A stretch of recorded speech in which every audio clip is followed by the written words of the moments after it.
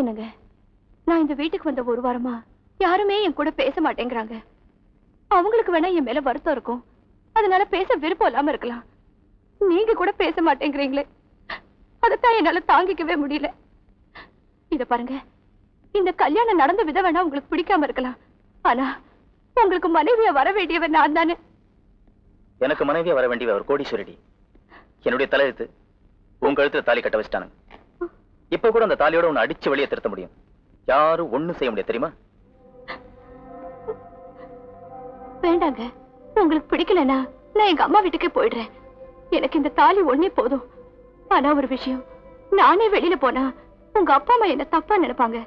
அதனால நடந்த உண்மையை அவங்க கிட்ட சொல்லிட்டு போயிடுறேன். என்னடி, என் வாழ்க்கையில ராமுதான் மண்ணள்ளி போட்டான்னா உன் பங்குக்கு நீயும் போடலான்னு பாக்குறியா? இந்த குடும்பத்தை பொறுத்த வரைக்கும் நான் நல்லவனா வாழ்ந்துட்டு இருக்கேன், இனியும் அப்படிதான் இருப்பேன். அதுக்காக தான் நம்ம 2 பேர் கல்யாணம் எப்படி நடந்துங்கிறதுக்கு எங்க அப்பா அம்மாட்ட ஒரு பொய் கதை சொல்லியிருக்கேன். அந்த கதையில உனக்கு கல்யாணம் பண்ணி வச்சானே ஒரு பரதேசி, அவனும் நீயும் கெட்டவங்க, நான் நல்லவன். என்னங்க இது? அதுதான் உண்மை, நீயும் ஒத்துக்கணும். அப்பதான் உன் கழுத்துல இருக்க தாலியாவது மிஞ்சும். என்னங்க இப்படி எல்லாம் சொல்றீங்க? அதான் சொல்லிட்டு தாலியாவது மிஞ்சோன்னு. என்னடி சொல்றியா இல்ல தாலி கட்டி வச்சுட்டு போறியா? சரிங்க, நீங்க சொல்றபடியே உங்க அப்பா அம்மா கிட்ட சொல்லிடுறேன்.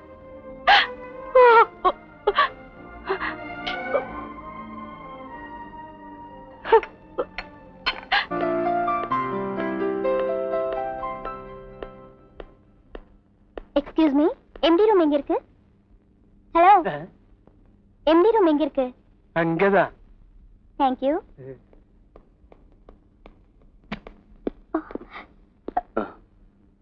சாரி, என் பேர் லதா. ஓ, அது நீங்க தானே? நீங்க இங்க வேலையில சேர வருவீங்கன்னு எம்டி சொன்னாரு. உள்ள இருக்காரு, போய் பாருங்க. Thank you. It's okay.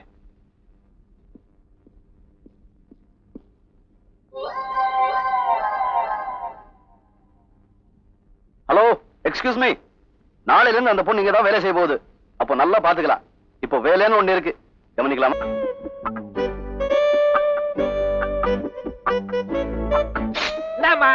நீ யாரு, என்னது நான் சொல்லாம கொள்ளாம நீ பாட்டுக்கு எல்லாத்தையும் மூடிக்கிட்டு இருக்க. பக்கத்து ரூமுக்கு வந்தேன், இந்த ரூம் திறந்திருந்துச்சு, அதான் உங்களையும் பாத்துட்டு போலான்னு வந்தேன். திறந்திருந்தா வந்துருவியா? இப்ப போ. என்னது? ஐயோ, வாங்கடா. சார், என்ன சார் இது? வேர்க்க விறுவிறுக்க ஓடி வரீங்க? ராவு, என் வாழ்க்கையில இதுவரைக்கும் நடக்காது நடந்து போச்சுடா. என்ன சார் அது? என் ரூமுக்கு ஒரு பொண்ணு வந்துட்டாடா. பொண்ணா? ஏனுங்க ஐயா, நமக்கு தெரியாம இப்படி ஒரு செட்டப்பா? அடச்சே, செட்டப் ஆகுது. பக்கத்து ரூமுக்கு வந்திருக்கா, என் ரூம் திறந்து இருந்துச்சா, உள்ள வந்துட்டேன்னு சொல்றேன். அப்போ காஞ்ச மாடு கம்பளம் விழுந்த மாதிரி ஆயிடுச்சா? காஞ்ச மாடாவது பச்சை மாடாவது அவளை பார்த்து வில வளர்த்து போய் ஓடியா இருந்திருக்கிறேன். ஏனஜோ அண்ணாச்சியோ, இது வரைக்கும் சபலசனாவே இருந்தனா, அந்த பொண்ணு நேர்ல வந்த உடனே ஒண்ணுமே புரியல அண்ணாச்சியோ.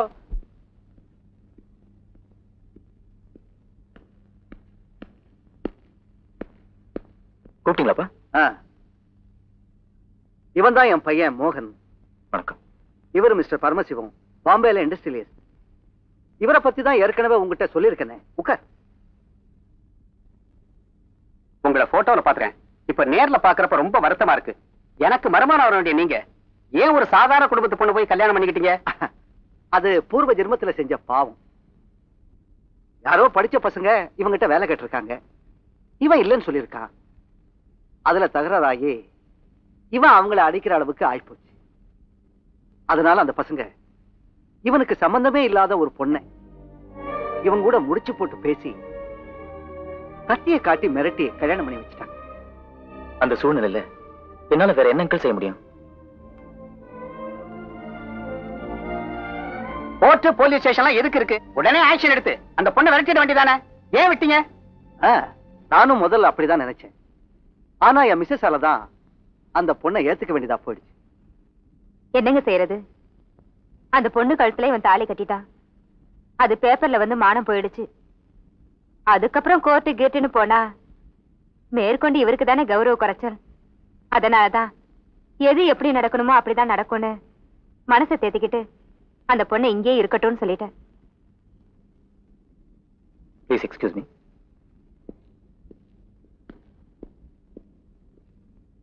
என்ன கோவமா பாக்குற?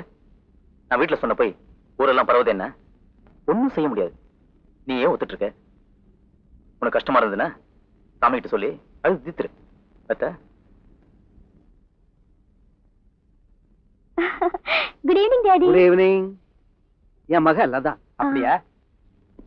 Good morning sir. இதுல ஒரு கையெழுத்து வேணும்.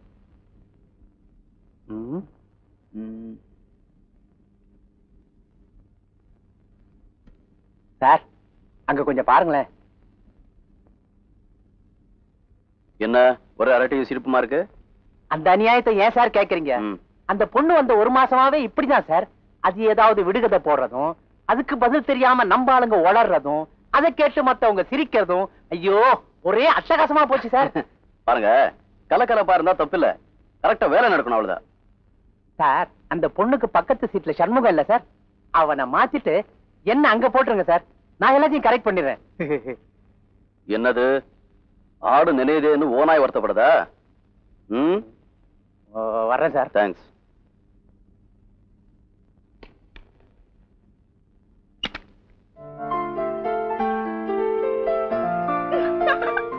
ஏன் சிரிக்கிறீங்க லதா? சொல்லுங்க. கன்னத்துல கறி சார். கன்னத்துல கரிதாமா இருக்கணும், எலும்பா இருந்தா அசிங்கமா இருக்கும்ல. ஆஹா அது இல்ல சார், கருப்பா ஏதோ ஒட்டி இருக்கு. கருப்பா ஏதோ விட்டுருக்கா? அந்த பக்கம் இல்ல, இந்த பக்கம். இன்னும் போகல sir.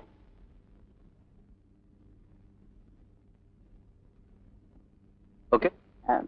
If you don't mind.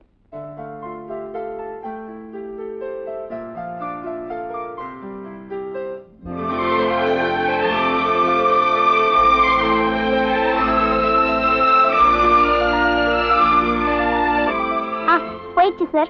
Thanks. இந்தாங்க விவேகன் ஃபைல். ஓகே. எங்க நீங்க என்னமோ இந்த விடுகதை எல்லாம் நிறைய போடுறீங்களாமே? ஆமா சார். உங்களுக்கு ஒரு விடுகதை போடட்டுமா? ஓகே. ஓகே.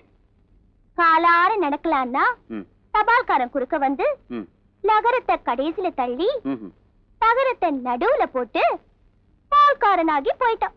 பாவி மனசு பாடா படுது. இதுக்கு என்ன விடை? எங்க இந்த விடுகதை கொஞ்சம் கஷ்டமானதா தெரியுது, எனக்கு ஒரு 2 நாள் டைம் கொடுங்க, சொல்லிடுறேன். சரி, நல்லா யோசிச்சு சொல்லிடுங்க சார். தபால்காரன் குறுக்க வந்து நகரத்தை கடைசியில தள்ளி நகரத்தை நடுவுல போட்டு பால்காரனாகி போயிட்டான். பாவி மனசு பாடா படு. இந்த மாதிரி விடுகதைகள்லாம் அவளுக்கு போட்டதே இல்ல. காசி சார், அந்த விடுகதைக்கு விட என்ன 2 நாளா இதே தொலையா போச்சு. புது பொண்டாடிக்கு புடவை கட்ட விட மாட்டேங்கிறான். அது இல்ல சார், நான் என்ன சொல்றேன்னா போயா நீ திரும்ப. என்ன வீட்டுக்காரையா, விடுகதைக்கு இன்னும் விடை கண்டுபிடிக்கலையா? என்னமோ எங்களுக்கு முன்னாடி நீ கண்டுபிடிச்சிட்ட மாதிரி கேக்குறியே. ஓ கண்டுபிடிச்சிட்டனே. கண்டுபிடிச்சிட்டியா நீயா? உங்க அப்பா என்ன தமிழ் பண்ணிட்டா? சொல்லு. காலார நடக்கலாம்னா தபால்காரன் குறுக்க வந்து அதுல இருக்கிற கால் லகரமான இல்ல கடைசியில தள்ளி தகரத்தை நடுவுல போட்டா. இதுதான் விடை.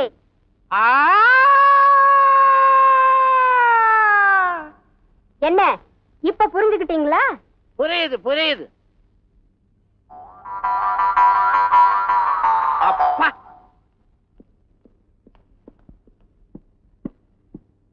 Good morning. ஹலோ, நீங்க சொன்ன விடுகதைக்கு விடை கண்டுபிடிச்சிட்டேன். அப்படியா? சொல்லுங்க பாக்கலாம். காதல். கரெக்டா கண்டுபிடிச்சிட்டீங்க. Very good. ஷர்ட் புதுசா சார்? ஆமாங்க. விலை 125 ரூபாயா சார்? ஆமா. எப்படி கண்டுபிடிச்சீங்க? அதான் காலர்ல விலை தொங்குது. அப்படியா?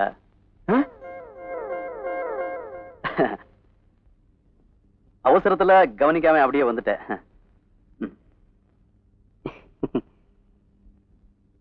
Sir, if you don't mind.